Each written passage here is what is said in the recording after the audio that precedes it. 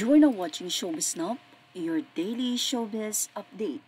Sa kabila nga ng umuugong na issue tungkol kay Francis Magalona, ay makikita mo na nagpapakatatag ang mga anak nito at ang kanyang legal wife na si Pia Magalona. Sa naging Instagram post ni Maxine, ibinahagi niya ang happy time with dad, kung saan may caption ito na nagpapasalamat siya sa kanyang ama sa pag-send ng video na iyon. Sinabi pa niya na rest in peace. Sigurado na masakit ang pinagdaraanan ngayon ng pamilya nila Maxine, pero sa kabila nun ay nagpapakatatag ang mga ito.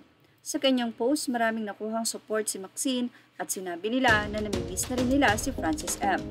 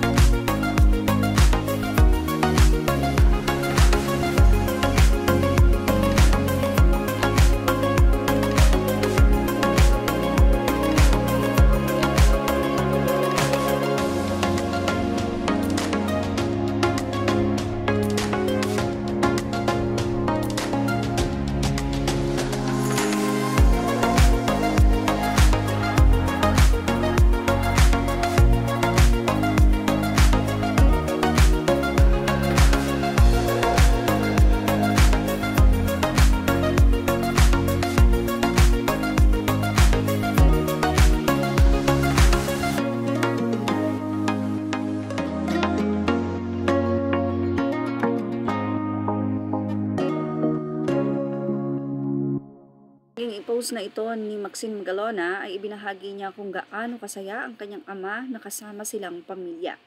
Kung saan ay tila pinabubulaanan nga nitong si Maxine na may pinakamamahal talaga ang kanyang ama. Walang iba kundi ang sinasabing babae daw ni Francis M. Masakit para kay Maxine na malaman ang ganitong mga salita mula sa di umano ay kaibigan ni Francis. But anyway, makikita mo kung gaano nga kamahal ni Francis M ang kanyang mga anak. Well, ano masasabi niyo about dito? Ilagay na ang opinion sa ating comment section. Images are all credit to the rightful owners and thank you for watching Showbiz Now.